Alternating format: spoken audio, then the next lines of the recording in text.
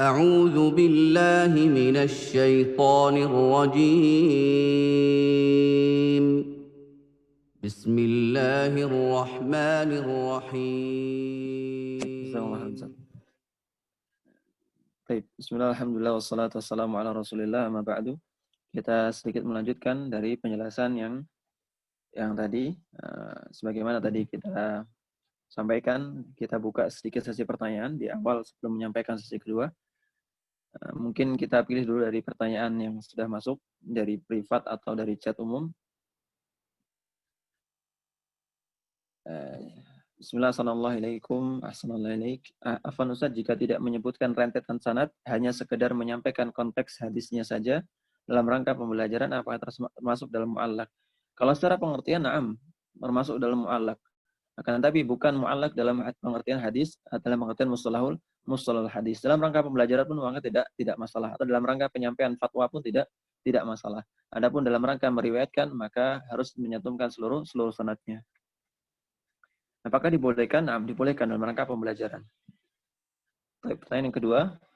Assalamualaikum warahmatullahi wabarakatuh. Waalaikumsalam warahmatullahi wabarakatuh.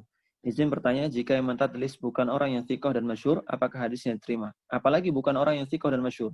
Bahkan orang yang thiqah dan masyhur, kalau misalnya mentadlis, maka perlu diteliti terlebih dahulu sanadnya. Apakah dia benar-benar mendengar hadis tersebut dari gurunya. Misalnya, Al-A'mash, yaitu Sulaiman bin Mihran atau Sulaiman bin Mahran. Beliau termasuk di antara mudallis, termasuk di antara orang thiqah yang kredibel. Akan tapi beliau juga terkadang mentadlis atau terkadang menyamarkan sebuah sanad dengan tujuan apapun, terlepas dari tujuan apapun yang ada di belakangnya. Akan tapi beliau juga dikenal sebagai sifatnya mentadlis. Akan tapi sanad periwayatan dari beliau tidak semerta-merta langsung diterima dan juga tidak serta-merta langsung ditolak. Diteliti terlebih dahulu apakah benar beliau mendengarkan hadis dari gurunya ataukah tidak. Jadi apakah yang mentadlis bukan orang yang thiqah dan masyhur, hadisnya diterima, justru lebih enggak diterima lagi. Sudah dhaif. Jadi tingkatan tadlis ada 5 ya. Tingkatan tadlis ada 5. Di tingkatan yang kelima, yaitu tingkatan yang paling rendah atau yang paling buruk, tadlisnya adalah seorang yang disifati dengan tadlis juga disifati dengan sifat dhaif yang lainnya. Nah, orang yang tidak masyhur dan juga tidak thiqah, tidak masyhur dan juga tidak thiqah. Dalam artian dia memiliki kritikan selain tadlisnya tadi, selain sifat tadlisnya, maka jelas tadlis orang seperti ini tidak diterima. Baik. Kemudian izin bertanya, apakah proses periwayatan hadis masih tetap berlaku sampai hari ini dan seterusnya karena hadis sudah dibuka dan nilai sahih seperti Sahih Bukhari dan Sahih Muslim. Nah, periwayatan ini masih berlaku dalam artian periwayatan kita kepada imam-imam yang menuliskan hadis tersebut dalam rangka tetap menjaga tradisi salaf rahimahumullah taala.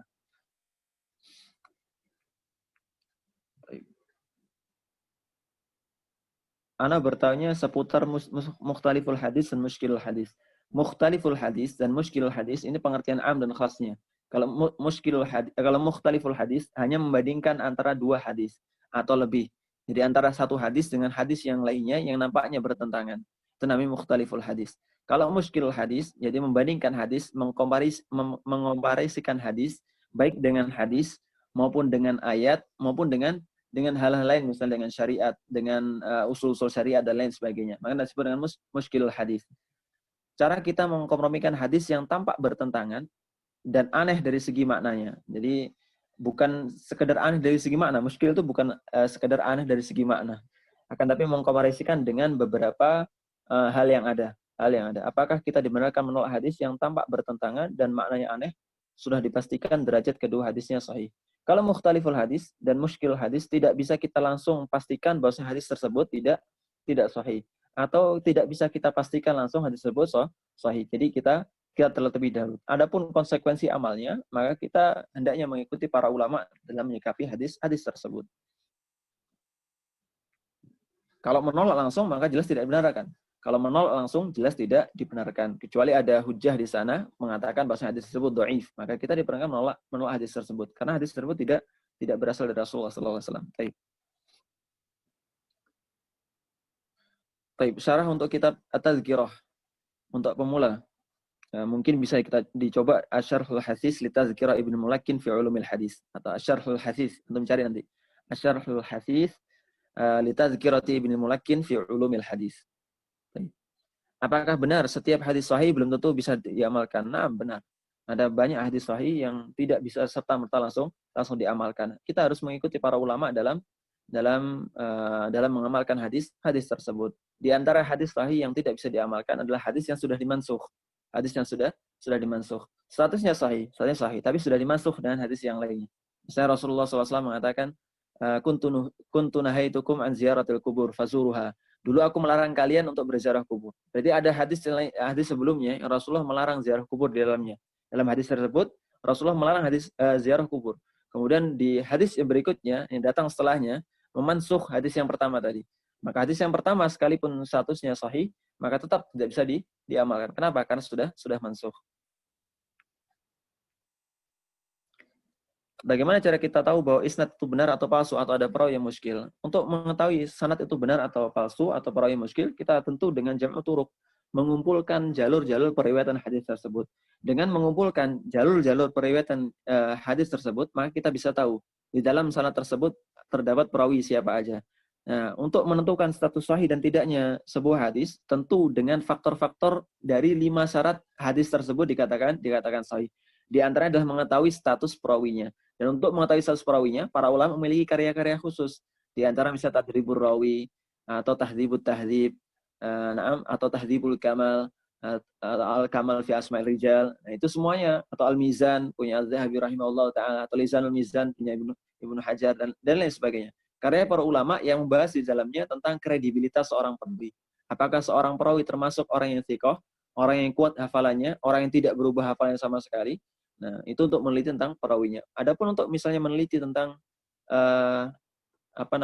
apakah perawi tersebut bersambung sanadnya benar-benar mendengar dari gurunya, tentu ada kitab-kitab yang lainnya. Kita membaca dari kitab-kitab tarikh para ulama atau perawi-perawi tadi. Allah Ta'ala.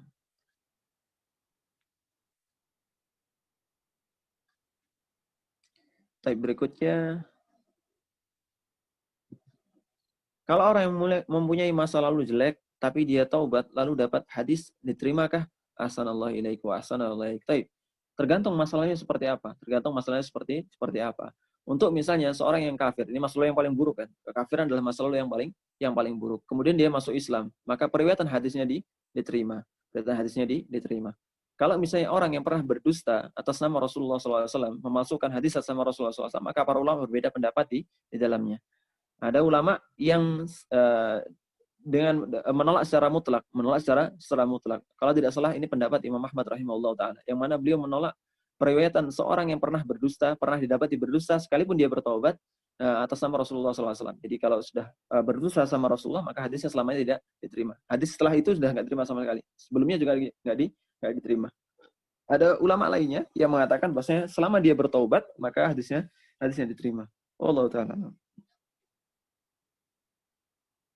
Dari sekian banyak mustalah, bagaimana cara kita agar bisa ingat dengan mustalah tersebut? Menghafalkan matan. Menghafalkan matan. Jadi mau nggak mau syariat itu dibangun memang di atas hafalan. Di antara di atas hafalan. Selain pemahaman juga hafalan. Pemahaman tanpa hafalan juga kurang baik. Jadi pemahaman disertai dengan hafalan itu yang sempurna. Dengan cara apa? Menghafalkan matan-matan yang ringkas. Misalnya Manzumah Baiquniyah, kemudian Tadhkirah dihafalkan, dan lain sebagainya. Banyak kitab ulama tentang ilmu hadis. Dihafalkan, kemudian dicoba diartikan, dipelajari di depan guru. Minimal kita sudah mengetahui tentang makna-makna gambaran umumnya. Itu yang paling penting.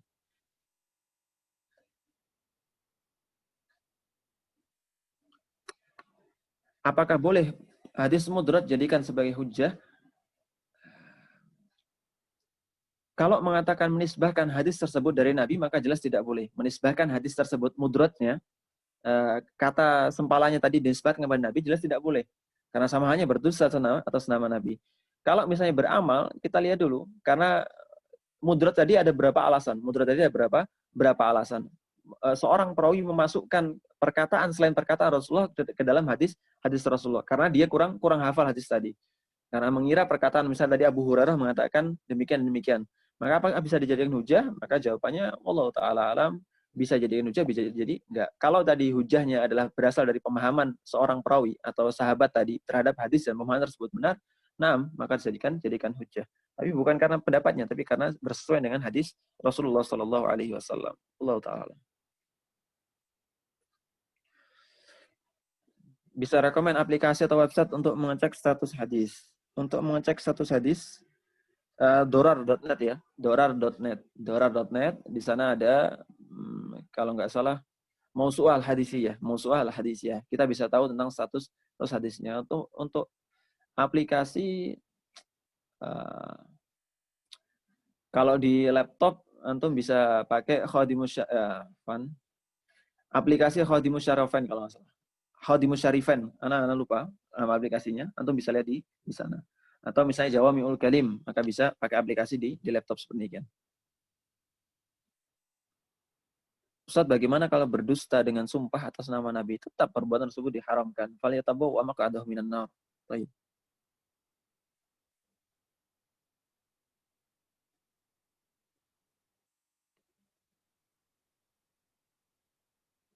Baik. Nah, sebagaimana Ustaz Rendra, apakah dipersilahkan untuk yang bertanya secara langsung, Ustaz? Baik, Bas. Ana buka beberapa ya penanya. Nah, mungkin 3 orang saja. Tafadhol kepada teman-teman. Ustaz Rifki dulu ya. Ana buka.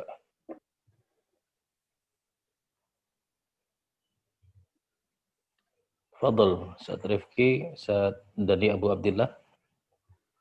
Bismillahirrahmanirrahim. Wabarakatuh, Ustaz. Allah wabarakatuh. Tafadhol, Ustaz. Saya ingin bertanya, Ustaz. Ketika kita melihat terjadinya perbedaan pendapat tentang kasus dari ulama A dan ulama B, bagaimana kita mensikapi itu? Milih pendapat yang mana? Antara yang mana yang sudah berlalu, Ustaz. Jazakallah khairan. Jazakallah khairan. Baik. Insyaallah, semoga nggak salah dalam memahami ya, karena suaranya terputus-putus.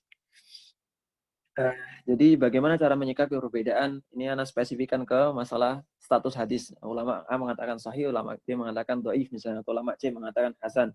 Bagaimana menyikapi perbedaan tersebut? Maka kita posisikan diri kita sebagaimana posisi kita.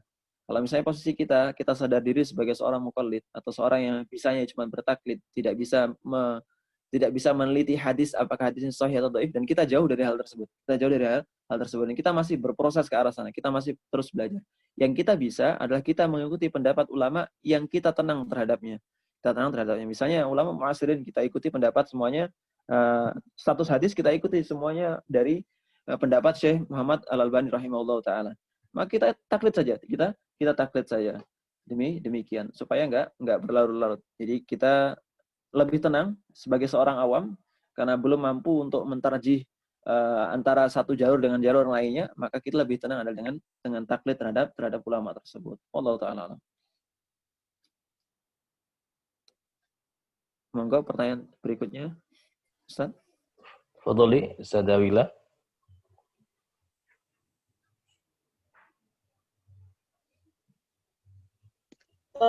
Ustaz, izin bertanya, jika dalam sebuah hadis substansi maknanya itu sama, tapi di lafaz lain, di riwayat lain lafaznya berbeda begitu, Ustaz. Itu masuk ke dalam hadis mana? Kemudian dari segi mustalah hadis itu apakah ada hikmahnya? Artinya substansi maknanya sama. Misalkan di satu riwayat Rasulullah pernah, satu hadis ya saya contohkan, Rasulullah melarang meniup makanan dan minuman. Di lafaz hadis yang lain Rasulullah melarang meniup di suatu wadah, tempat dan lainnya gitu. Hikmahnya dari segi mustalah hadis itu apa? Jazakallah khair. Jazakallah khairan. Baik. Yang pertama, apakah bagaimana statusnya misalnya? Kita katakan bagaimana statusnya kalau ada dua hadis yang bertentangan lafadznya tapi sama konteksnya, maka kita katakan itu tidak ada kaitannya dengan hadis sahih atau dhaifnya. Jadi kalau untuk menelitinya perlu diteliti lebih lanjut. Apakah tersebut memenuhi persyaratan hadis sahih atau tidak. Kalau misalnya memenuhi persyaratan hadis sahih, maka kita katakan hadis sahih. Kalau tidak memenuhi persyaratan hadis sahih, maka kita akan bukan hadis sahih. Kemudian yang kedua, perbedaan lafaz selama konteksnya sama, selama konteksnya lama, maka memungkinkan di jamak atau di taufik antara keduanya. Maka ketika dimungkinkan dijamak, maka dijamak. Jamak tidak masalah. Misalnya Nabi tadi mengatakan tidak boleh meniup di minuman, kemudian datangkan riwayat lain tidak boleh meniup di wadah. Kalau misalnya keduanya memungkinkan dijamak, maka dijamak, maka tidak masalah. Apa hikmahnya mengetahui hal tersebut? Hikmahnya adalah kita tahu bahwasanya para perawi yang meriwayatkan hadis, di sana ada pembahasan riwayatul hadis bil makna, meriwayatkan hadis dengan makna. Para ulama berbeda pendapat tentang masalah meriwayatkan hadis dengan makna.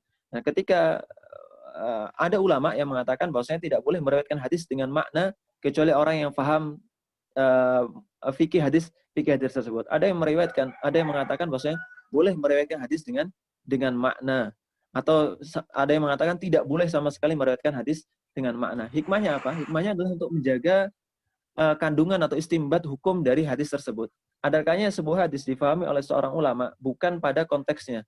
Dimaksudnya adalah ketika datang dengan lafaz berbeda, maka ada tambahan hukum di dalamnya misalnya. Maka ini hikmahnya ketika hadis datang dengan riwayat berbeda-beda. Makanya jamak turuk, ada seorang ulama, kalau misalnya kami belum menulis sebuah hadis dari banyak jalurnya, dari banyak variasi lafadznya, variasi lafadz hadis, maka tidak dikatakan kami sudah menulis hadis. Maka para ulama ketika dikatakan mereka menulis hadis, berarti mereka sudah menulis hadis tersebut berulang kali dengan berbagai versi jalurnya. Dan ini hikmahnya adalah ketika ada tambahan lafadz dari perawi yang lainnya atau dari jalur yang lainnya, kita bisa tahu konsekuensi hukum seperti apa yang akan muncul ketika lafadz tambahan tersebut ada. Misalnya perbedaan masalah menggerakkan jari ketika tahiyat. Menggerakkan jari ketika tahiyat. Ini para ulama berbeda tentang riwayat seorang perawi. Padahal riwayat seorang perawi berbeda dengan riwayat perawi yang lainnya. Yang mana perawi satu ini mendatangkan bahwa Rasulullah ketika tahiyat juga sembari menggerakkan jalurnya. Kalau kita anggap perawi ini menyelisih perawi yang lebih sikoh darinya, atau perawi yang sikoh yang jumlahnya banyak, yang sama kredibilitasnya tapi jumlahnya yang banyak, maka konsekuensi hukumnya, kita anggap misalnya perawi ini menyelisih, maka konsekuensi hukumnya adalah kita nggak bisa mengamalkan hadis dari menggerakkan jari jemari ketika tahiyat dari satu orang perawi ini. Tapi kalau misalnya kita anggap hadis tersebut adalah ziyadatus thiqah atau tambahan dari seorang perawi yang kredibel, maka kita katakan kita bisa mengamalkan. Kenapa? Karena tambahan lafadz dengan konteks yang sama, tapi dengan tambahan sedikit lafadznya, maka ini memunculkan konsekuensi hukum yang berbeda. Mungkin kurang lebihnya demikian. Wallahu ta'ala. Semoga menjawab. Mungkin satu pertanyaan lagi. Baik, satu lagi Ustaz ya.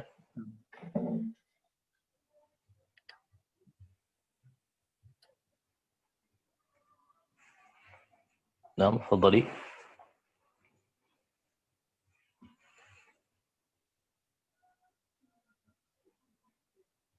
Silakan. Ana Ustaz. Tafadhali Ummu Fadl. Baik. Jazakumullahu khairan wa barakallahu fikum. Pertanyaan kebalikan dari apa yang ditanyakan oleh Ustazah Huda tadi. Apabila kita menemukan dua dalam kedua sama kuatnya, kemudian yang satu adalah hadis qauli, yang satu hadis fi'li, seperti misalkan hadis tentang minum, Ustaz. Di kitab wafat Rasulullah SAW memerintahkan kita agar minum sambil duduk. Tapi pada lain kesempatan Rasulullah SAW ketika meminum air zam-zam, beliau melakukannya dengan berdiri. Nah, apakah konteks hadis ini kita bisa bawa ke dalam makna yang am, artinya dalam setiap kondisi kita minum apapun itu boleh sambil berdiri, atau apakah dibawa kepada makna yang khos, bahwa hanya minum air zam-zam saja yang boleh berdiri? Itu Ustaz kira-kira. Jazakumullah. Baik. Untuk detailnya pembahasan ini sebenarnya masuk ke pembahasan usul fikihnya nanti. Terutama pertanyaan tentang hadis perbuatan juga hadis ucapan. Mana yang lebih dikuatkan antara ucapan Nabi dan juga perbuatan Nabi Shallallahu Alaihi Wasallam? Mana yang lebih dikuatkan antara dua hal tadi jika sama-sama sahih? Ini pembahasan usulnya dan bukan di sini insya Allah pembahasannya. Kemudian yang kedua, kalau misalnya bertentangan demikian, maka bagaimana kita mengkompromikan? Sebagaimana mengkompromikan hadis-hadis yang lainnya, ketika ada dua hadis yang zahirnya bertentangan, maka tahapan mengkompromikan ada yang pertama adalah dengan cara menjamak antara keduanya jika memungkinkan. Jadi ada kaidah al-i'malu aula minal ihmal. Jadi mengamalkan kedua hadis yang zahirnya bertentangan itu lebih utama dibandingkan menyingkirkan salah satunya. Jadi menganggap salah satunya kurang kuat dibandingkan yang lain itu lebih utama adalah kita mengamalkan dua-duanya, mengakrabkan dua-duanya, mengkompromikan dua-duanya dibandingkan harus menghilangkan salah satunya. Jadi yang pertama tahapannya tentu saja kita mentaufik antara dua-duanya atau menjama antara dua hadis yang zahirnya bertentangan tadi. Yang kedua, kalau misalnya tidak mampu untuk dijamak, langkah berikutnya adalah tarjih. Tarjih ini dari berbagai sisi. Ima tarjihnya dari kapan hadis tersebut diucapkan. Kalau misalnya nggak mungkin jamak ya, kapan hadis tersebut diucapkan, apakah ada perkataan Rasulullah SAW yang mengindikasikan bahwasanya hal tersebut atau hadis tersebut, syariat tersebut sudah dihapuskan dengan hadis yang datang berikutnya, dan lain sebagainya. Banyak sekali metode tarjihnya. Atau kemungkinan-kemungkinan yang membawa kita kepada kesimpulan bahwasanya, oh kita harus mentarjih dua hadis tadi. Kemudian pertanyaan berikutnya, apakah mungkinkan kalau misalnya kita membawa satu hadis ke makna am, atau haruskah kita membawa perintah ini ke makna am, yaitu kita diperbolehkan untuk semua hal berdiri, atau ke khosnya, yaitu bahwasanya hadis ini yang berdiri khusus untuk minum air zam-zam misalnya. Ya itulah yang dikatakan yang menjadi indikator, yang menjadi sebab kenapa para ulama berbeda pendapat dalam masalah fikihnya, yaitu perbedaan dalam memandang masalah hadisnya. Oh, hadis ini bisa dijamak antara keduanya. Yang mana misalnya minum itu diperbolehkan berdiri hanya pada air zam-zam misalnya. Ada ulama berpendapat demikian. Enggak demikian. Ini justru menjadi pemaling bahwasanya hukum minum dengan berdiri bukan haram tapi sekedar makruh misalnya. Ini misalnya. Dan demikian, Allah taala alam. Kurang lebih demikian.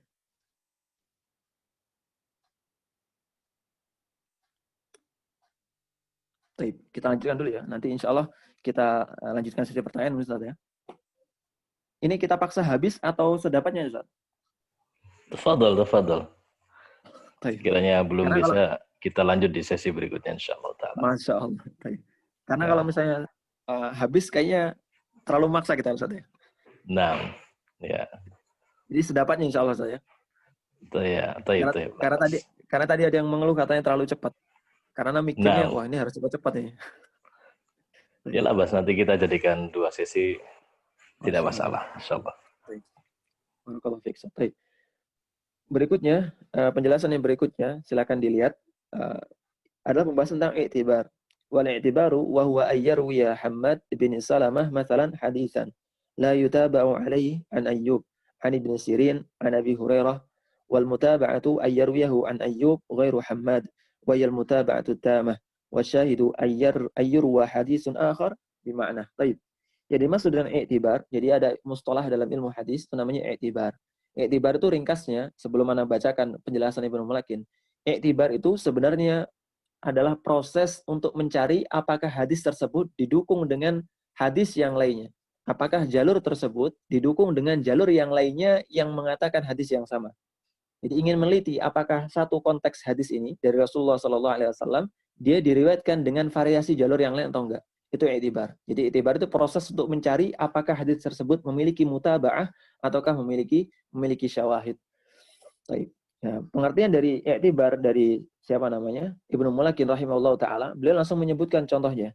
Wa huwa ayyarwiya Hammad bin Salamah, yaitu seorang perawi, misalnya Hammad bin Salamah meriwayatkan sebuah hadis yang mana diketahui bahwasanya hadis tersebut tidak diriwayatkan kecuali dari jalur Ayyub dari Ibnu Sirin, kemudian dari Abu Hurairah. Jadi proses untuk menggalinya bahwasanya hadis dari Hammad bin Salamah tadi tidak diriwayatkan kecuali dari jalur Ayyub, kemudian Ibnu Sirin, kemudian Abu Hurairah, itu namanya prosesnya i'tibar.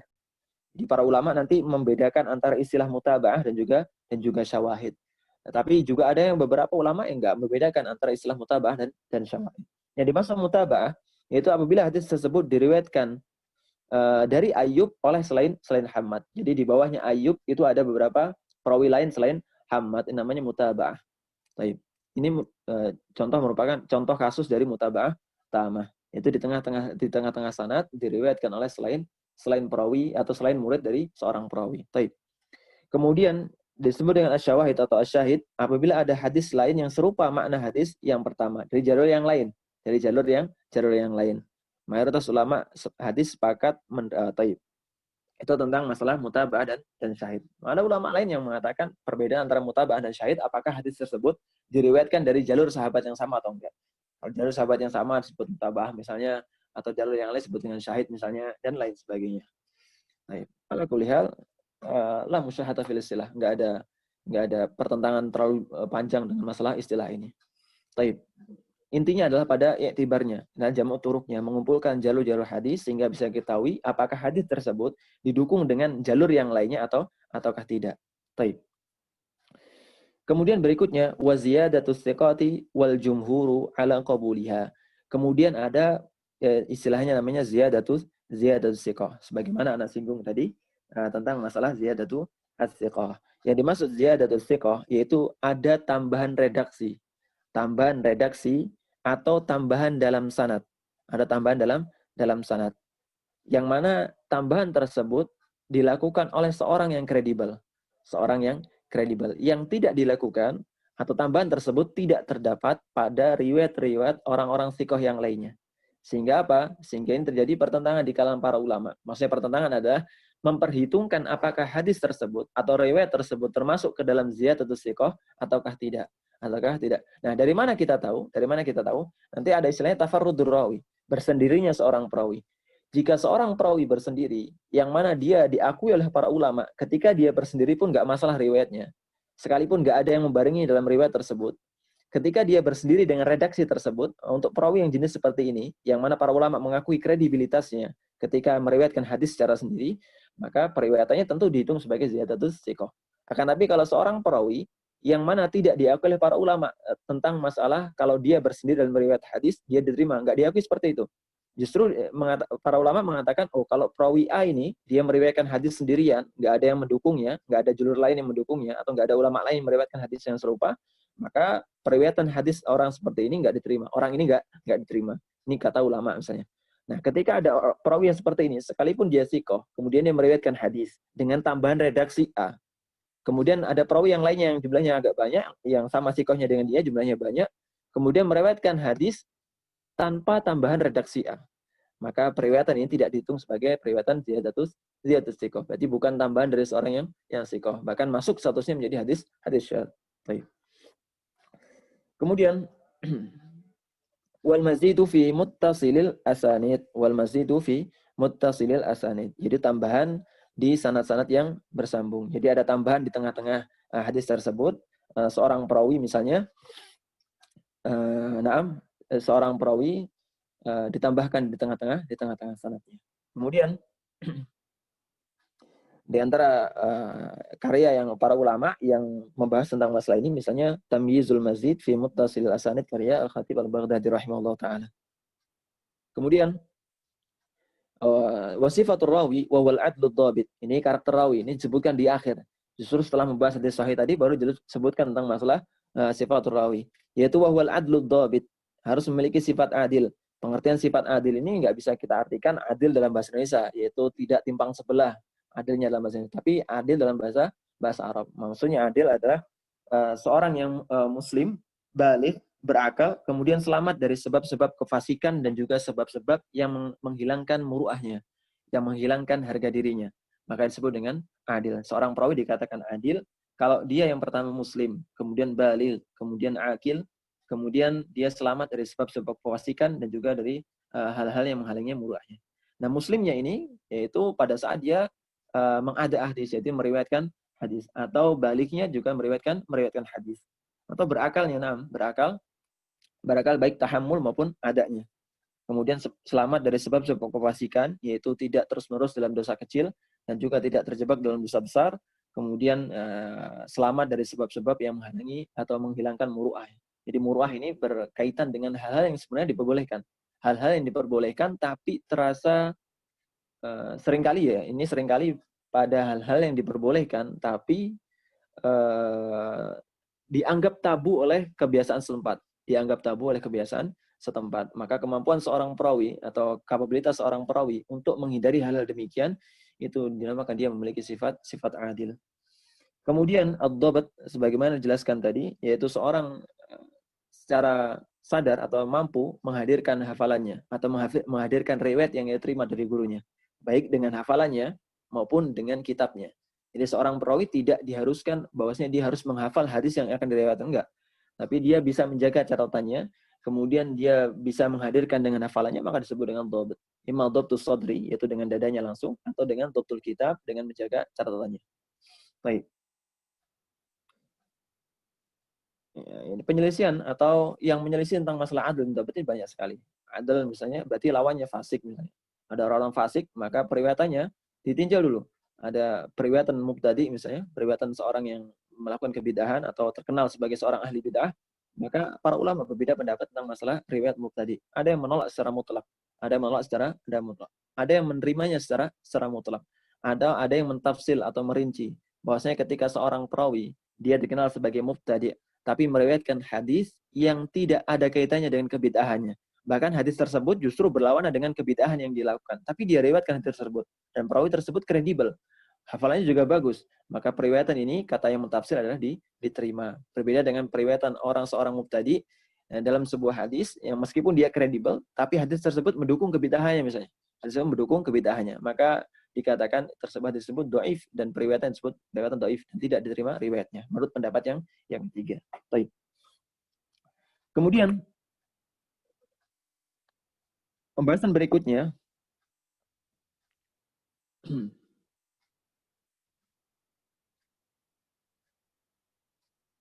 sebentar. Wa kitabatul hadis.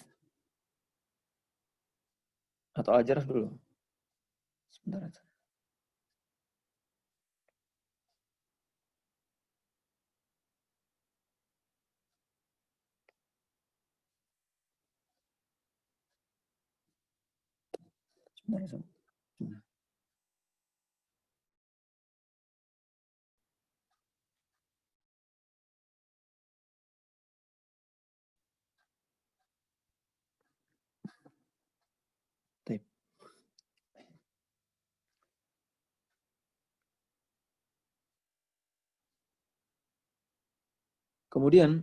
Sebentar. Kemudian wa kitabatul hadis wa huwa jaizun ijma'an wa tusraful himmatu ila dhabtihi. Dan menulis hadis atau dalam penulisan hadis itu diperbolehkan, diperbolehkan. Lebih-lebih hendaknya seorang penuntut ilmu atau pegiat ilmu hadis itu memperhatikan urusan dhabt. Urusan dhabt itu berarti di antaranya ada taskilnya, titiknya dan lain sebagainya. Karena penulisan titik, terus penulisan taskil dan lain sebagainya, itu bisa jadi berimbas kepada pemahaman yang berbeda, yang berbeda. Misalnya masalah anazah, dalam sebuah hadis disebutkan anazah misalnya, maksudnya adalah tongkat. Ketika Rasulullah SAW sholat, maka beliau meletakkan anazah di depannya. Maksud anazah adalah ason, ason yaitu tongkat yang memiliki ujung seperti mata tombak yang lebih pendek dari tombak, namanya anazah. Ada yang membaca dengan anzah, yang artinya kambing. Ini tentu berbeda. Jadi seorang hendaknya memperhatikan masalah ini. Kemudian yang berikutnya, wa aqsamu turuqi riwayah wa thamaniyah. Ini metode macam-macam dalam menyampaikan riwayat atau dalam menerima riwayat ada 8 macam. Yang pertama, as-sama'u min lafdzi syekh. Mendengar langsung dari ucapan syekh. Syekh menyampaikan A, maka kita katakan demikian. Nah, Syekh menyampaikan A, maka riwayat seperti ini sebenarnya as-sama'. Kemudian wa qira'atu alaih, kita membacakan di hadapan Syekh. Sebagaimana yang kita lakukan tadi di depan, bahwasanya kita membacakan matan ini di depan guru kita, Ustaz Rendra Bisofiyah Fidullah Ta'ala. Kemudian wal ijazatu bi anwa'ih, dengan ijazah, dengan berapa macam ijazah, dengan beberapa macam yang termasuk ke dalam pembagian ijazah ini. Nah, pembagian seperti ini Ustaz Rendra lebih mumpuni dibandingkan kami dalam menyampaikannya. Kemudian munawalah, jenis munawalah. Nah, kemudian mukatabah, itu meminta seorang syekh untuk ini demikian. Wal i'lam wal wasiyah wal wijadah. Ini jenis-jenis riwayat, jenis-jenis penyampaian ilmu riwayat. Baik. Kita lanjutkan pembahasan berikutnya untuk menjelaskan berikut tentang metode. Screen-nya belum di-share, Ustaz. Ada yang meminta gitu ya? Tadi. Baik. Ma'adzaratan. Sebentar.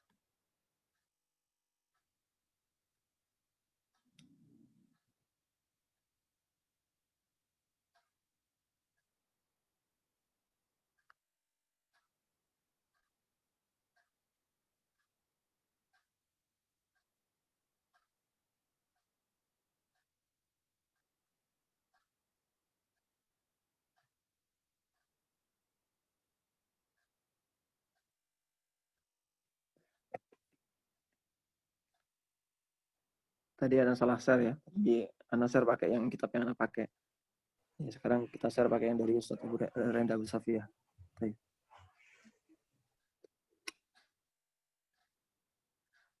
Baik, yang berikutnya wasifatul riwayati wa adaiha wa yadkhulu fiha riwayatu bil ma'na wa ikhtisarul hadis. Yaitu kita belajar tentang karakteristik dalam menyampaikan riwayat. Karakteristik dalam menyampaikan riwayat. Wa yadkhulu fihi riwayatu bil ma'na, masuk ke dalamnya pembahasan hadis, pembahasan meriwayatkan hadis dengan makna. Sebagaimana yang saya singgung tadi, bahwa para ulama berbeda pendapat tentang masalah meriwayatkan hadis dengan makna. Ada ulama yang berpendapat menolak secara mutlak periwayatan hadis dengan makna karena kewajiban kita untuk menjaga seutuhnya hadis yang berasal dari Rasulullah SAW. Kemudian yang kedua, pendapat ulama yang mana mereka menerima secara mutlak, boleh, tidak dikhususkan pada sebagian kalangan tertentu.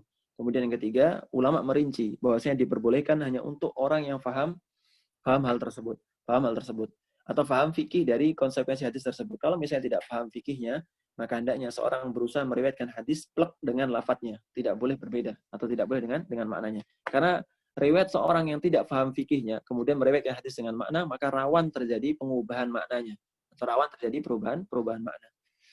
Baik, yang kedua, ikhtisarul hadis, meringkas hadis. Jadi ikhtisarul hadis, meringkas hadis ini diperbolehkan selama tidak mengubah konsekuensi hukum di dalamnya. Konsekuensi hukum di dalamnya. Misalnya hadis innamal a'malu binniyat. Kita ingin menyampaikan di pelajaran bahwasanya amal itu bergantung kepada niatnya. Dan pemahaman dari hadis innamal a'malu binniyat memang pemahaman yang bisa kita potong-potong. Dalam artian potong-potong bagian A atau bagian pertama kita bisa ambil tanpa harus menyertakan bagian yang lainnya. Saya kita katakan bahwasanya segala amal itu bergantung pada niatnya. Dalilnya apa? Innamal a'malu binniyat. Tidak perlu kita jelaskan secara detail, oh hadis Rasulullah innamal a'malu binniyat wa innamal likulli imri'in ma nawa faman kana, dan sampai akhirnya. Tapi cukup kita kutip bagian hadis yang mana itu mendukung dari pernyataan kita tadi. Selama ketika kita memotong hadis tersebut, konteks maknanya tidak berubah. Konteks maknanya tidak berubah. Jika konteks maknanya berubah ketika kita potong, maka jawabannya tidak diperbolehkan memotong hadis demikian atau meringkas hadis seperti itu. Wa adabul muhaddisi wa talibil hadis. Sebagaimana seorang pelajar, terutama pelajar ilmu hadis, maka penting kiranya kita untuk menjaga adab-adab dalam meriwayatkan hadis ataupun dalam menerima hadis, termasuk di antaranya dalam belajar ilmu hadis. Kemudian wa ma'rifatu gharibihi wa lughatihi. Penting kiranya kita juga mengetahui tentang gharibul hadis, lafaz-lafaz yang asing di pendengaran kita tentang lafaz-lafaz hadis. Misalnya kitab yang menjelaskan tentang permasalahan ini adalah An-Nihayah fi Gharibil Hadis wal Athar karya Ibnu Athir. Nah, kitab ini dikatakan para ulama kitab yang sangat baik sekali untuk menjelaskan lafaz-lafaz gharib di dalam hadis. Nah, kenapa lafaz-lafaz gharib ini penting untuk kita ketahui? Karena terkadang sebuah kata itu difahami bukan dari sisi bahasanya saja, tapi dari ada istilah tertentu tentang makna tersebut, Misalnya, sebagaimana antum ketahui bersama tentang 10 sifat wanita-wanita yang sedang bercerita tentang 10 wanita yang bercerita tentang kondisi suaminya masing-masing. Dan di antara tadi ada kriteria tertentu, sebutan-sebutan tertentu, lafaz-lafaz gharib dalam hadis tersebut, yang mana kalau difahami secara bahasa nggak mungkin bisa. Maka kita merujuk ke pembahasan gharibul hadis atau kitab-kitab yang spesialis menjelaskan tentang masalah gharibul hadis. Sebagaimana kalau misalnya kita membaca tafsir Al-Quran dan kita mendapati kata-kata yang asing dalam Al-Quran, maka kita merujuknya ke pembahasan tafsir-tafsirnya atau yang menjelaskan lafaz per lafaznya dari Al-Quran tadi. Begitupun ketika masalah hadis, maka hendaknya kita merujuk ke pembahasan yang spesifik menjelaskan gharibul hadis, bukan ke yang umum misalnya tentang bahasa Arab. Kita merujuk ke Mu'jam al-Wasit misalnya, karena sama-sama bahasa Arab, enggak bisa serta-merta kita langsung merujuk ke kamus berbahasa Arab. Tapi kita merujuk ke memang kamus yang spesifik membahas masalah hal tersebut. Wa lughatihi, dan bahasa-bahasanya. Taib. Wa tafsiru ma'anihi, dan penjelasan tentang makna-makna hadis tadi. Wa istimbatu ahkamihi, dan bagaimana kita beristimbat terhadap konsekuensi hukum dari hadis tersebut. Wa azwuhu ila sahabati wa tabi'ina wa atba'ihim, dan hendaknya kita menisbatkan pemahaman kita terhadap hadis tadi itu kepada sahabat dan tabi'in dan juga pengikut mereka. Artinya apa? Artinya pemahaman kita harus selaras dengan pemahaman mereka. Jadi pemahaman kita itu diselaraskan dengan pemahaman para sahabat, kemudian para tabi'in dan juga para tabi'ut tabi'in. Karena masa tabi'in, tabi'ut tabi'in, kemudian sahabat ridwanullahi alaihim ajma'in merupakan masa-masa yang dekat, sumber informasinya dekat dengan Rasulullah dekat. Semakin dekat seorang dengan jalur sumber informasinya, maka kemungkinan salahnya semakin sedikit. Sebaliknya, seorang yang jalur informasinya semakin panjang, rentetan informasinya semakin panjang, maka akan rentan dengan pengubahan informasi. Makanya ada anekdot bahwasanya zaman saat ini, zaman tersebarnya informasi begitu luas, bisa jadi dari A sumber informasinya mengatakan ketela pohon misalnya. Tapi sampai Z nanti sudah jadi kolak. Kenapa? Karena informasi sudah diubah-ubah. Sampai berkembang sedemikian rupa, sampai nggak ada bekasnya sama sekali dari informasi yang semula. Makanya kita nisbatkan pemahaman kita, atau kita selaraskan pemahaman kita dengan pemahaman para sahabat ridwanullah alaihim ajma'in, atau tabi'in, orang setelah mereka rahimahullah ta'ala. Baik. Sebagaimana Rasulullah mengatakan, khairu ummati qarni, summal ladzina yalunahum, summal ladzina yalunahum. Kemudian orang-orang setelah mereka, kemudian orang-orang setelah mereka, yaitu para sahabat, kemudian tabi'in, dan juga tabi'ut tabi'in. Baik. Wa yuhtaju fi dzalika ila ma'rifatil ahkamil khamsah. Kenapa kok demikian tadi? Seperti mengetahui gharib al-fatnya, tafsir maknanya, kemudian istimbat ahkamnya, kemudian menisbatkan pemahaman kita kepada pemahaman sahabat dan orang setelah mereka. Itu dalam rangka untuk mengetahui 5 hukum dalam Islam, yaitu al-wujub, wan-nadbu, wa tahrimu, wal karahah. Wajib, sunnah, haram, makruh, dan ibahah. Sebagaimana tadi misalnya dikutipkan hadis yang berbeda lafadznya, berbeda konteksnya. Bagaimana kita memahami tersebut? Ya, kita berusaha dekatkan pemahaman kita dengan pemahaman para sahabat, tabi'in, dan juga tabi'ut tabi'in. Baik. Kemudian wa muta'allaqatiha, dan hal yang berhubungan dengannya diantaranya al-khas, wa ma dalla ala ma'nan wahid, yang menunjukkan satu makna tunggal atau konteks yang tunggal, itu nama khas. Kemudian al-am, wa ma dalla ala syai'ani min jihatin wahidah, yang menunjukkan dua hal ditinjau dari satu sisi. Ini penjelasan nanti usul fikih, bukan pada tempatnya. Wal mutlaq huwa ma dalla ala ma'nan wahidin ma'a adami ta'yini fihi wala syart, yaitu lafaz yang menunjukkan makna tunggal dengan adanya syarat atau ketentuan tertentu, namanya mutlaq. Ma'adami ta'yinin fi, tidak ada syarat atau ketentuan tertentu di dalamnya, maka sifatnya umum, kriterianya umum. Kemudian wal muqayyad wa huwa madalla ala ma'nan wa ma'asyiratin akhar, yaitu menunjukkan makna disertai dengan kriteria tertentu. Ini penjelasan usul fikih. Wal mufassali wa huwa ma'urifal muradu bil lafzi, yang bisa diketahui dari lafaz hadisnya. Walam yaftakir fil bayani ila ghairi, dan tidak butuh untuk penjelasan yang lainnya. Wal mufassar wa huwa ma la yufhamul muradu minhu wa yaftakiru ila ghairi, yang tidak difahami maksudnya dan butuh dengan yang lainnya. Wa tarjihu bainar ruwati min jihati kasratil adati ma'al istiwa'i fil hifdhi, yaitu ada beberapa metode untuk mengunggulkan seorang perawi dibandingkan perawi yang lainnya. Di antara yang pertama, min jihati kasratil adat, dari sisi banyaknya perawi tersebut. Makanya dalam hadis syadz, ketika seorang perawi yang kredibel, sekalipun dia kredibel, dikatakan hadisnya syadz kalau dia menyelisih perawi yang sama-sama kredibel, tapi jumlahnya sangat lebih banyak daripada bedanya. Seorang perawi yang meriwayatkan 1 orang, kemudian menyelisih periwayatan 5 orang, tentu kabar yang diterima adalah lebih diterima kabar yang berasal dari 5 orang. Baik, min jihatil adati aidan ma'at tabayyuni fi, atau sama jumlahnya, 1, 1, 2, 2, 3, 3. Tapi periwayatan 1 orang dengan 1 orang tadi, atau 2 orang dengan 2 orang tadi, 3 orang dengan 3 orang tadi, itu statusnya sama atau bertentangan. Karena statusnya sama atau bertentangan, atau sama jumlahnya tapi beda statusnya. Satu sahih, satu dhaif. Satu hafidh mungkin, satunya thiqah, kemudian satunya dhaif. Ghalat, sayyi'ul hifdzi misalnya. Aktsarul ghalat, banyak salahnya misalnya. Maka perawi yang seperti ini jelas diunggulkan yang kredibel, thiqah misalnya. Baik. Wa ghairi dzalika, dan selainnya. Dan tentang hal tersebut sebagaimana Anda singgung di awal tadi, untuk mengetahui bagaimana status seorang perawi, maka kita merujuk ke penjelasan para ulama. Penjelasan para ulama tentang perawi tersebut juga seringkali misalnya terjadi perbedaan karena masalah ijtihad. Sebagaimana perbedaan seorang ulama mengatakan hadis A ini sahih, sementara ulama yang lain mengatakan hadis A ini tidak sahih karena perbedaan masalah ijtihad. Di antara yang mempengaruhi perbedaan ijtihad juga dipengaruhi oleh perbedaan ulama tersebut, apakah perawi tersebut bisa diterima atau enggak. Ini di antaranya. Tinjauan ulama, kenapa hadis ini dikatakan dhaif? Di antaranya adalah seorang ulama ini mengatakan, oh ini perawinya bermasalah, berarti tidak sahih. Dan ini kita dapati cukup banyak perselisihan di kalangan para ulama. Ya, tidak terlalu banyak tapi tidak juga sedikit. Kemudian penting kiranya juga wa ma'rifatun nasikhi wa mansukhi. Kita perlu untuk mengetahui hadis tersebut nasikhnya yang mana, mansukhnya yang mana, yang menghapus yang mana dan juga yang dihapus yang mana. Baik. Sebentar.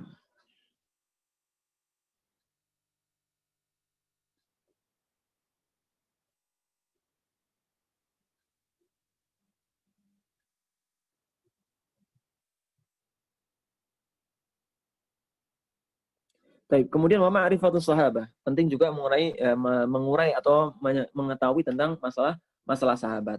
Konsekuensinya untuk mengetahui masalah sahabat ini nanti penting di bagian akhir ya. Nanti jelaskan insyaallah ya. Jelaskan atau enggak ini? Baik. Kenapa kita penting mengetahui sahabat? Karena supaya kita tahu siapa yang digugurkan dari sanadnya. Misalnya, ada pertanyaannya, mungkin belum sempat dijawab tentang masalah dimaksud dengan awal sanad dan akhir sanad. Jadi awal sanad dengan akhir sanad, awal sanad itu ditinjau dari siapa yang bukan hadis. Misalnya guru Imam Bukhari namanya awal sanad. Guru Imam Bukhari namanya awal sanad. Kalau akhir sanad berarti dari kalangan sahabat atau kepada siapa hadis tersebut dinisbatkan. Nah, misalnya di kalangan sahabat atau di kalangan di akhir sanad ini, kemudian digugurkan atau dia nggak ada. Misalnya seorang sahabat sebenarnya mendengarkan dari sahabat yang lainnya, kemudian digugurkan ini sahabat ini. Kalau kita mengetahui status seorang sahabat, bahwasanya yang digugurkan adalah seorang sahabat, atau ada rajul mubham di sana, ada seorang laki-laki tapi tidak disebutkan namanya, nggak ada identitasnya, ini namanya mubham, nggak ada identitasnya. Misalnya ja'a rajulun ila nabi, seorang laki-laki datang kepada Nabi, au sa'ala rajulun an-nabiy sallallahu alaihi wasallam, seorang laki-laki bertanya kepada Nabi. Nah, rajul mubham ini kalau misalnya dari kalangan selain sahabat, maka tidak terima hadisnya. Tapi masalahnya dari kalangan sahabat, maka pengetahuan tentang masalah sahabat ini penting untuk mengetahui hak spesial yang dimiliki oleh para sahabat. Yaitu mereka seluruhnya kulluhum udul, semuanya para sahabat ini dinilai baik agamanya. Taib. Wa atba'ihim dan yang mengikuti mereka itu para tabi'in. Taib. Wa man rawa minal akabir 'anil asghir, atau yang siapa saja yang meriwayatkan baik dari yang kalangan yang senior dari junior, jadi periwayatan seorang yang senior dari kalangan junior. Misalnya Nabi SAW meriwayatkan dari Tamim Ad-Dari was Siddiq. Tamim Ad-Dari masalah hadis jasasah tentang hadis Dajjal yang berada di pulau tertentu. Yang mana Nabi SAW mendapat berita tersebut dari Tamim Ad-Dari, sahabat. Tentu derajat Nabi dibandingkan derajat sahabat ini lebih mulia Nabi SAW. Dan jangan salah artikan bahwasanya periwayatan seorang dari seorang yang lainnya ini menunjukkan bahwasanya seorang yang mendengar riwayat tersebut lebih mulia, tidak lebih mulia dibandingkan yang meriwayatkan. Enggak mengindikasikan demikian. Boleh jadi muridnya atau yang mendengarkan riwayat tersebut lebih mulia dibandingkan yang meriwayatkan. Boleh jadi yang riwayatkan, makanya disebutkan dalam hadis rubaha milifikin afqahu min. Jadi boleh jadi orang yang disampaikan kepadanya sebuah hadis dari Rasulullah SAW justru lebih paham daripada orang yang menyampaikannya. Makanya Rasulullah mengatakan demikian kan. Boleh jadi orang yang diriwayatkan hadis kepadanya itu lebih paham dibandingkan orang yang mendengar riwayat hadis, orang yang menyampaikan hadis tersebut. Baik. Maka periwayatan dari akabir anil asghar, periwayatan seorang senior dari juniornya ini merupakan bentuk ketawaduan dari senior kepada juniornya. Baik. Dan tidak dikatakan seorang menurut ilmu hadis atau tidak dikatakan seorang menurut ilmu apabila dia belum meriwayatkan dari orang yang sepantaran dengannya, setingkat dengannya dari sisi kapabilitas ilmunya. Kemudian dari orang yang lebih tinggi keilmuan daripada dia, dan juga kemudian dari orang yang lebih rendah kedudukannya dibandingkan dia. Jadi dikatakan alim sesungguhnya atau muhaddis sepenuhnya kalau dia sudah pernah meriwayatkan dari yang atasnya, bawahnya atau sepantaran dengan dia. Kemudian wa yulaqabu aidan bi riwayatil fadil 'anil mafdul, atau disebut juga dengan riwayatul fadil 'anil mafdul. Ini sebutan lain saja. Wa riwayatil syekh 'anil tilmid, atau periwayatan syekh dari tilmidnya. Periwayatan seorang yang seorang murid dari seorang guru dari muridnya. Ka riwayat Az-Zuhri wa Yahya bin Sa'id wa Rabi'ah wa ghairihim al-Malik.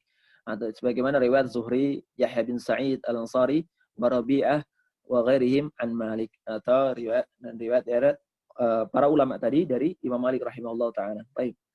Wa riwayatun nadhir 'anil nadhir.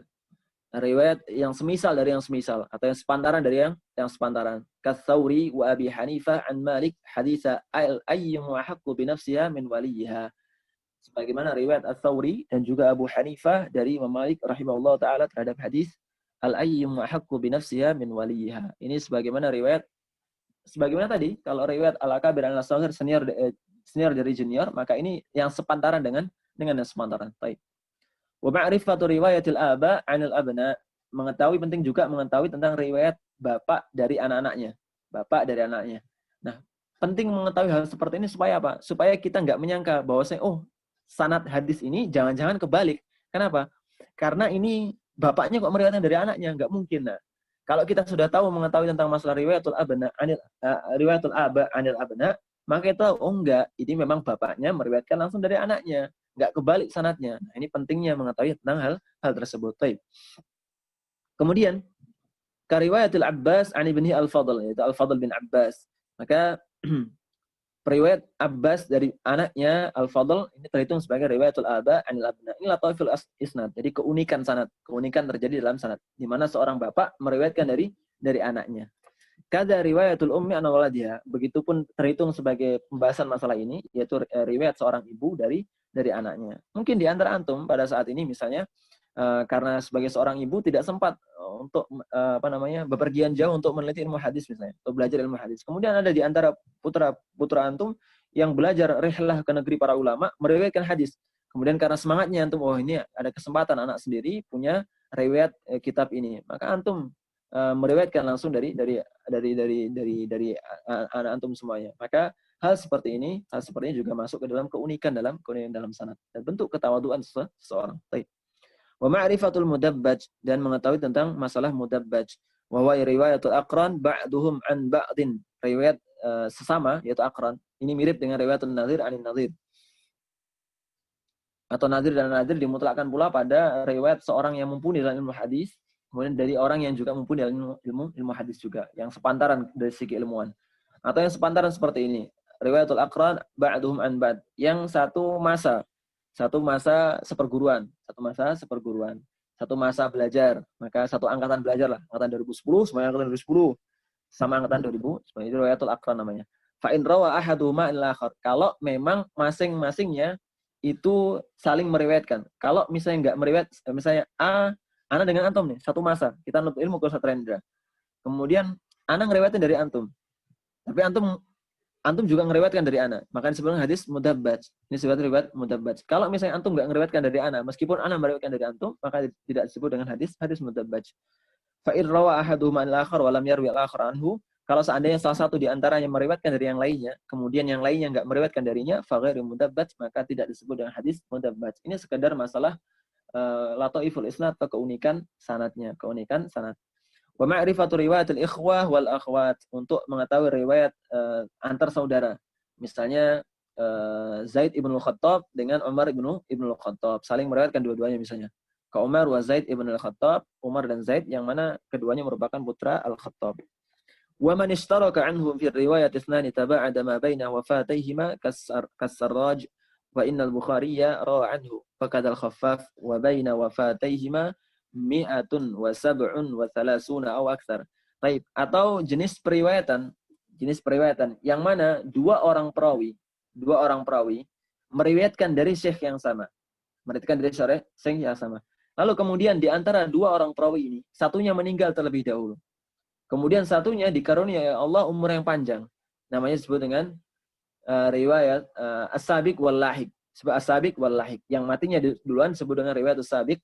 Yang matinya duluan as-sabiq, kemudian yang belakangan disebut dengan al-lahiq. Misalnya periwayatan Al-Bukhari dan juga Al-Khaffaf dari As-Sarraj. Di As-Sarraj ini muridnya ada Imam Bukhari dan juga Al-Khaffaf. Kemudian Imam Bukhari meninggal duluan. Nah, riwayat as-sabiq, riwayatnya dahuluan. Kemudian Al-Khaffaf ini meninggal jauh setelah Imam Bukhari, yang mana jarak antara keduanya yaitu 137 tahun atau lebih. Maka riwayat ini sebenarnya riwayatus sabiq wal lahiq. Baik. Wa man lam yarwi anhu illa wahidun minas sahabah faman ba'dahum. Atau kita perlu mengetahui para perawi yang tidak meriwayatkan dari sahabat kecuali dia. Ka Muhammad bin Safwan lam yarwi anhu ghairu Sya'bi. Sebagaimana Muhammad bin Safwan yang mana tidak ada yang meriwayatkan dari Muhammad bin Safwan ini kecuali Asy-Sya'bi rahimahullah taala. Wa man 'urifa bi asma'i. Nah, pentingnya untuk mengetahui hal tersebut atau yang ini yang bawah ini pentingnya adalah kalau misalnya ada riwayat lain yang selain Asy-Sya'bi dari Muhammad bin Safwan kemudian selain Asy-Sya'bi meriwayatkan dari Muhammad bin Safwan selain Asy-Sya'bi, maka kita tahu riwayat ini perlu dicurigai. Kenapa? Karena tidak pernah terekam dalam sejarah para ulama yang dituliskan di kitab-kitab mereka bahwasanya selain Asy-Sya'bi itu ada yang meriwayatkan dari Muhammad bin Safwan rahimahullah taala. Kemudian wa man 'urifa bi asma'in aw nu'utin muta'addidah, atau ada orang-orang yang memiliki satu nama tapi dijuluki dengan banyak gelar atau memiliki gelaran sifat yang berbeda-beda. Misalnya kayak Muhammad ibn Sa'ib al-Kalbi al-Mufassir. Kadang disebutkan Muhammad al-Mufassir misalnya, Muhammad bin Sa'ib misalnya, kemudian al-Kalbi dan lain sebagainya. Banyak gelaran dia, padahal menunjuk kepada satu orang. Nah, pentingnya untuk mengetahui tentang masalah ini, adalah kita bisa mengetahui bahwasanya jalur hadis tersebut bukan berasal dari jalur yang lainnya, tapi merupakan jalur yang sama. Jadi tidak bisa, ini muatkan. Enggak. Tapi karena ini berasal dari jalur yang sama. Sama-sama Muhammad bin Sa'ib. Cuma sebutannya ada yang mengatakan Muhammad al-Mufassir, Muhammad bin Sa'ib, kemudian mengatakan al-Kalbi, dan lain sebagainya. Dengan gelaran yang berbeda-beda. Tapi terkadang ada seorang perawi yang cukup, dalam tanda kutip, curang. Dalam ini menyebutkan kriteria banyak dari para syekhnya dengan tujuan apa? Dengan tujuan supaya orang-orang menyangka bahwasanya ini perawi ini memiliki banyak guru. Padahal sama gurunya. Sama. Penyebutan nama lain selain guru-gurunya sama. Misalnya, guru ana ini ada namanya Muhammad. Guru ana namanya Abu Abdillah. Guru ana namanya Al-Jambari. Guru ana dan seterusnya. Padahal yang dituju adalah satu orang. Seolah-olah jumlahnya banyak sekali. Kemudian wa ma'rifatul asma'i wal kunya wal alqab, penting juga untuk mengetahui tentang masalah nama-nama perawi, kemudian kunyah mereka, kemudian laqab mereka, supaya enggak salah dalam menilai. Baik. Kemudian berikutnya wa ma'rifatu mufradati dzalik wa man istuhira bil ismi dunal kunyah wa aksihi. Penting juga untuk mengetahui tentang mufradat atau istilah-istilah yang berkaitan dengan para perawi tadi. Nanti ada istilah mu'talif, mukhtalif, kemudian istilah muttafaq pada muftarik dan lain sebagainya. Baik. Sebentar. Alhamdulillah.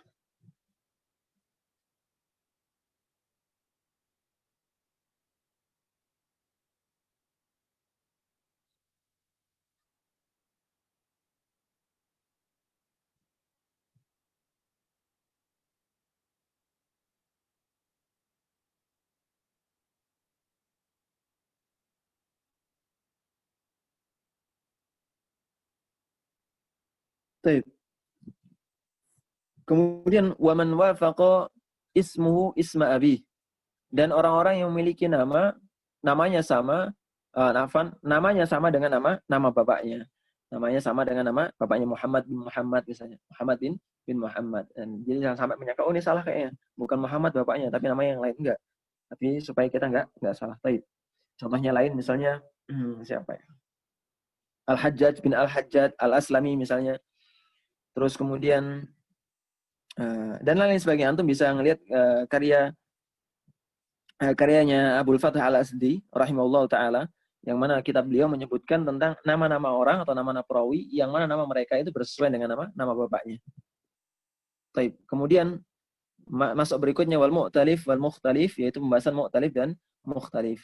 Mu'talif dan mukhtalif itu adalah ketika seorang perawi memiliki nama ataupun laqab ataupun nasab yang mana sama dari sisi khatnya, tulisannya, kemudian dunal lafzi, tapi dari sisi pengucapan itu berbeda. Misalnya ada yang mengatakan salam, ada yang mengatakan salam. Jadi kaidahnya kalau misalnya ada kaidah tertentu, salam ini kalau ada tulisan sin, lam, alif, tulisan mim, nah semuanya dibaca salam kecuali di 5 orang perawi. Yaitu 5 orang perawi, Walid bin Abdullah bin Salam, bukan bin Salam, tapi bin Salam. Kemudian Muhammad bin Salam bin Al-Faraj Al-Bikandi. Kemudian Salam bin Muhammad bin Nahid. Kemudian Salam Jaddu Muhammad bin Abdul Wahhab bin Salam Al-Mu'tazili Al-Jubai. Taib. Dan lain sebagainya. Jadi salam selain pada 5 nama 5 orang tadi, maka kesemuanya dibaca tasydid. Sama namanya salam, sama namanya salam. Tapi satunya lafadznya salam, satunya lafadznya salam. Itu namanya mu'talif dan mukhtalif. Kemudian muttafiq dan muftariq, yaitu ketika seorang perawi memiliki nama antara nama dia dan juga nama bapaknya, baik khot maupun lafadznya itu sama. Atau nama mereka atau kunyah mereka atau nama dengan nasab mereka dan lain sebagainya. Baik. Kemudian wa ma tarakkaba minhuma, atau yang cabang dari keduanya tadi, cabang dari dua mustalahat tadi. Wal mutasyabih, dan yang hampir mirip-mirip, atau nama seorang perawi sama dari sisi lafaz dan tulisannya, akan tapi mereka berbeda dari sisi nama bapaknya, baik lafaz maupun khotnya, atau yang sebaliknya, nama bapaknya sama tapi nama perawinya berbeda dari sisi khot dan lafaznya. Baik. Kemudian wal mansubu ila ghairi abihi, atau yang dinisbatkan kepada selain bapak perawi tadi, sebagaimana Bilal bin Hamamah. Wan nisbatu allati yasbiqu ila al-fahmi minha syai' wa hiya bi khilafi ka Abi Mas'udin al-Badri fa innahu nazalaha wa lam yashhadha. Atau misalnya perawi yang dinisbatkan kepada nisbah tertentu, dan ketika orang mendengar nisbah tersebut, maka mikirnya adalah oh ini pasti ini, padahal bukan demikian. Padahal ada makna yang lainnya. Penting mengetahui seperti ini untuk mengetahui sejarah seorang perawi. Bahwasanya perawi ini enggak pernah, misalnya Abu Mas'ud al-Badri radhiyallahu an, beliau seorang sahabat. Ketika sahabat digelari dengan al-Badri, maka artinya dalamnya syahad badron, jadi mengikuti perang Badar, mengikuti perang Badar. Tapi Abu Mas'ud al-Ansari ini, Abu Mas'ud al-Ansari al-Badri ini, sekalipun beliau dinisbatkan kepada al-Badri, tapi tidak mengindikasikan bahwasanya beliau itu pernah mengikuti perang Badar. Tapi hanya sekedar bahwasanya beliau tinggal di sekitar padang Badar. Baik. Wal mubhamat, dan nama-nama tinggal sedikit ya. Wal mubhamat, dan nama-nama yang disamarkan atau tidak memiliki identitas. Misalnya disebutkan rajulun misalnya, rajulun atau Muhammad. Nama Muhammad begitu banyak dalam sejarah. Yang dikatakan Muhammad maka ini mubham, rajulun mubham. Baik.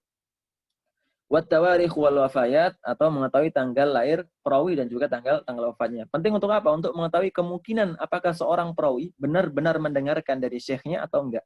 Kalau misalnya benar-benar mendengarkan dari syekhnya, ya kita ketahui dari mana? Dari perawi ketika syekhnya masih hidup, dia sudah lahir dan dalam keadaan siap untuk tahammul hadis. Misalnya dikatakan Imam Bukhari rahimahullah taala misalnya dalam sebuah misalnya Imam Bukhari disebutkan mendengar hadis dari Abu Hanifah. Mungkin enggak jawabannya? Dari Anas bin Malik misalnya. Dari Anas bin Malik. Jawabannya enggak mungkin. Karena Imam Bukhari lahir pada tahun 100-an lebih. Tahun 150 ke atas. Akan tapi Anas bin Malik rahimahullah, Anas bin Malik misalnya disebutkan Imam Bukhari mendengar hadis dari Anas bin Malik radhiyallahu an. Apakah mungkin? Jawabannya enggak. Karena Imam Bukhari lahir lebih dari 150-an, sementara Anas bin Malik radhiyallahu an beliau meninggal pada tahun 93-an. Makanya jelas enggak mungkin. Karena apa? Karena pengetahuan tentang masalah tarikhul wiladah, yaitu tanggal atau lahirnya, tahun lahirnya seorang perawi dan juga tahun wafatnya. Begitupun misalnya dikatakan misalnya Imam Bukhari mendengar hadis dari siapa yang sudah meninggal, misalnya dari Az-Zuhri. Maka apa mungkin? Jawabannya enggak. Kenapa? Atau dari Abdullah bin Barak. Apakah mungkin? Jawabannya enggak. Jawabannya enggak. Dari mana? Dari tanggal wafatnya. Baik. Wa ma'rifatus thiqati wa du'afa. Penting mengetahui juga tentang mana yang thiqah, perawi yang thiqah dan juga perawi yang dhaif. Wa man ikhtulifa fihi fayurajjahu bil mizan. Dan yang diperselisihkan para ulama. Jadi ada kaidah, ini tidak semua menerima kaidah ini ya. Bahwasanya ketika Ibnu Hajar rahimahullah taala menilai seorang perawi dan berbeda pendapat dengan Imam Az-Zahabi rahimahullah taala, maka yang diunggulkan adalah pendapat Al-Imam Az-Zahabi rahimahullah taala. Jadi untuk perawi yang kasus perawinya adalah perawi-perawi yang diperselisihkan. Maka disebutkan oleh Ibnu Mulaqin di sini fayurajjahu bil mizan, maka diunggulkan atau lebih diunggulkan adalah di Al-Mizan. Itu karya Az-Zahabi rahimahullah taala. Ini bisa kita jadikan patokan. Kalau kita sebagai seorang awam sekarang, muqallid, maka kita ngikuti pendapat ulama mana dalam mentashih hadis atau dalam mentausik seorang perawi atau menjarah seorang perawi. Misalnya kita talib hadis sekarang, memiliki keinginan untuk belajar menelaah sebuah riwayat, belajar menelaah jalur-jalur riwayat hadis. Apa yang kita lakukan? Jangan terburu-buru untuk membandingkan ucapan ulama. Oh, ini ulama fulan mengatakan perawi ini dhaif. Ulama fulan mengatakan perawi ini taghayyar fi akhir umrah, misalnya akhir umrihi, misalnya di akhir umurnya berubah hafalannya. Oh, perawi ini sahih dikatakan oleh perawi yang lainnya. Maka jangan terburu-buru untuk berusaha untuk mentarjih sendiri. Untuk milah-milah, oh ini pendapat ini tidak sesuai dengan kaidah jarh wa ta'dil. Padahal kita nggak pernah belajar kaidah jarh wa ta'dil. Maka yang kita bisa lakukan adalah mengikuti, mentaklid para ulama tadi dalam masalah ini. Baik.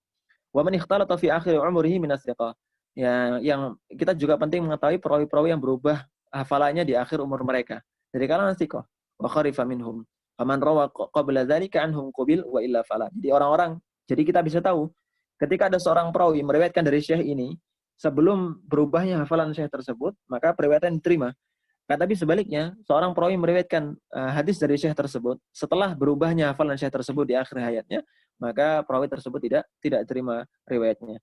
Ini dilakukan oleh para ulama hadis, yang mana mereka meriwayatkan hadis itu biasanya 2 kali. Yang pertama di masa-masa sebelum meninggalnya syekh mereka, kemudian atau masih awal syekhnya mereka aktif mengajar, kemudian di akhir-akhir sebelum syekhnya atau menjelang syekhnya meninggal, atau di umur-umur tua syekhnya. Untuk apa? Untuk mengetahui kualitas hafalannya. Apakah masih bisa dilanjutkan untuk mendengarkan hadis dari syekh tersebut ataukah tidak. Kemudian wa man ihtaraqat kutubuhu aw dhahabat, atau yang kitabnya terbakar atau hilang, faraja ila hifdhihi fasa. Kemudian dia meriwayatkan hadis syekh tersebut yang terbakar kitab-kitabnya atau hafalannya hilang, atau kitab-kitabnya hilang, kemudian syekh tersebut meriwayatkan hadis dari hafalannya, maka riwayatnya tidak terima. Sebagaimana periwayatan Abdul Razak, mungkin Abdul Razak ya, kalau tidak salah, mau diingatkan kalau salah. Abdul Razak, kalau tidak salah, beliau dhabtul kitab. Jadi beliau memang ketika meriwayatkan dari kitabnya maka diakui oleh para ulama. Tetapi ketika beliau berada di daerah yang lainnya selain di daerah tempat tinggalnya, kemudian tidak membawa kitabnya dan meriwayatkan hadis dari hafalannya, maka riwayatnya tidak diterima. Baik. Atau ulama yang memang ada sejarahnya, ulama yang terbakar kitab-kitabnya. Wa man haddasa wa nasiya tsumma rawa amma rawa anhu. Kemudian ada pula orang yang meriwayatkan hadis kemudian dia dilupakan hadis tersebut. Dan kemudian dia meriwayatkan hadis dari orang yang pernah meriwayatkan darinya. Jadi dia meriwayatkan hadis dari muridnya dulu. Mungkin hadis yang sama yang mana muridnya mendapatkan hadis tersebut dari selain syekh tersebut. Kemudian syekhnya tadi ikut meriwayatkan lagi dari hadis dari muridnya tersebut. Ada periwayatan yang sebelumnya, yang muridnya dari syekhnya tadi, maka itu tidak diterima. Karena berubahnya hafalannya. Tapi kalau sebelum berubah hafalannya, maka tidak masalah. Wallahu ta'ala. Ma'rifatu tabaqatir ruwati wal ulama. Mengetahui tingkatan-tingkatan perawi dan juga ulama. Makanya Ibnu Hajar rahimahullah ta'ala, dalam kitab muqaddimahnya di kitab Tadhkirut Tahdzib, beliau memberikan muqaddimah tentang tabaqatur ruwah. Jadi tingkatan-tingkatan para perawi. Ada berapa tabaqat? Ada banyak sekali tabaqat. Dan masing-masing tabaqat pun para ulama membaginya nanti. Misalnya tabaqat tabi'in ada 5 bagian atau 3 bagian atau 4 bagian. Dan penting mengetahui hal demikian untuk apa? Untuk merojihkan kalau misalnya ada perbedaan pendapat. Kalau misalnya perbedaan riwayat, kita mentarjih yang mana nih? Menguatkan pendapat rawi A atau rawi B atau rawi C dan seterusnya. Baik. Wal mawali, dan penting mengetahui untuk bekas budak, siapa yang dimerdekakan dan lain sebagainya. Misalnya Nafi' Maula Ibnu Umar dan lain sebagainya. Wal qabail, penting mengetahui untuk mengetahui tentang kabilah-kabilah, tentang negeri, kemudian wasina'ah, pekerjaan perawi, wal huli. Baik. Wa ya'ujalatun lil mubtadi fi, kitab ini, ringkasan ini mungkin bagi seorang pemula ini cenderung tergesa-gesa, bukan tergesa-gesa ya, tapi mungkin terlalu jauh. Wa madkhalun li ta'lif as-salif al-musyar ilaihi awalan. Dan ini sekedar sebagai pembuka atau sebagai muqaddimah bagi orang yang hendak menelaah kitab beliau yang aslinya, yaitu Al-Muqni' fi Ulumil Hadis. Fa innahu jami'un li fawaidi hadzal ilmi wa syawaridi. Itu lebih menyeluruh pembahasannya dibandingkan ini. Dan memang lebih menyeluruh, cuman tidak kami sarankan bagi pemula dalam hadis untuk membaca langsung kitab Al-Muqni'. Karena beliau di dalam kitab Al-Muqni' ini menampilkan banyak sekali beragam perbedaan. Jadi misalnya dalam masalah sahih, definisi syarat sahih, beliau menyebutkan syarat-syarat yang disepakati para ulama hadis dan syarat-syarat lainnya yang belum disepakati atau tidak menjadi kesepakatan seluruh ulama hadis misalnya. Dan beliau menyebutkan banyak sekali permasalahan dalam kitab Al-Muqni'. Kalau misalnya seorang sudah mempunyai dasar, maka tafadhol, dipersilakan untuk membaca kitab Al-Muqni'. Untuk yang masih dasar, mungkin bisa beranjak ke kitab yang sama-sama dasar terlebih dahulu, misalnya dengan Manzumah Baikuniyah dan lain sebagainya, atau Nukhbatul Fikar dengan bimbingan seorang guru, maka ini lebih baik dibandingkan langsung merujuk ke yang memiliki banyak sekali perbedaan. Baik. Kemudian walillahil hamdu ala taysirih wa amtinani, dan segala puji bagi Allah atas kemudahan dan pemberian dari Allah Subhanahu wa taala. Kemudian mu'allif rahimahullah taala mengatakan faragtu min tahriri hadhihi tadhkirah fi nahwi sa'adain. Aku menyelesaikan ringkasan buku kecil ini atau tadhkirah fi ilmu hadis dalam jangka waktu kurang lebih 2 jam. Dan alhamdulillah kita juga mengikuti salaf beliau. Ya 2 jam menyelesaikan pembahasan kitab tadhkirah meskipun kurang menyeluruh. Min sabihati yaumil jum'ah, di waktu subuh hari Jumat, isyrina Jumadal Ula, di tanggal 27 Jumadal Ula, ama salah wasittina wasamimah, tahun 763. Ahsanallahu ba'daha, semoga Allah SWT memperbaiki sebagiannya, wa ma ba'daha fi khairin, dan semoga selainnya atau sesudahnya juga baik. Amin. Semoga Allah Subhanahu wa taala mengabulkan doa ini. Baik. Alhamdulillah kita sudah menamatkan pembahasan ini. Semoga Allah memberikan manfaat atas apa yang kita bahas, dan mohon maaf atas penyampaian yang mungkin terlalu cepat. Ya maaf, ada yang mengeluh tadi terlalu cepat, dan pembahasan yang mungkin kurang menyeluruh karena qadarullah waktu kita terbatas. Semoga Allah memberikan manfaat atas kesempatan di lain waktu untuk membahasnya terlebih dahulu. Tafadhol kami.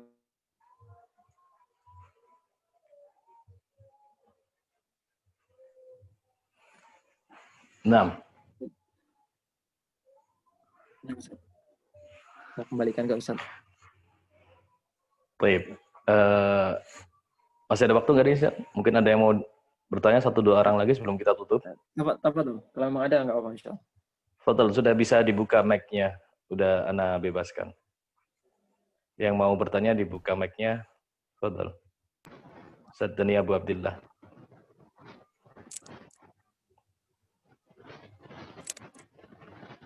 Silakan.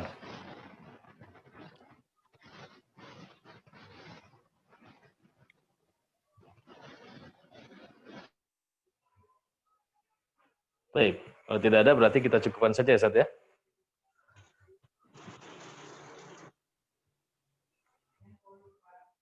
Nah. Silakan kalau ada yang mau bertanya, tafadhol, bisa dibuka mic-nya.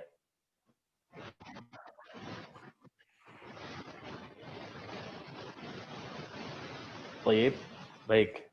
Kalau begitu, kalau tidak ada yang ditanyakan berarti kita anggap cukup. Alhamdulillah. Jazakumullah khair atas ilmunya yang sudah disampaikan Al-Ustaz Muhammad Nur Fakih hafizahullah taala.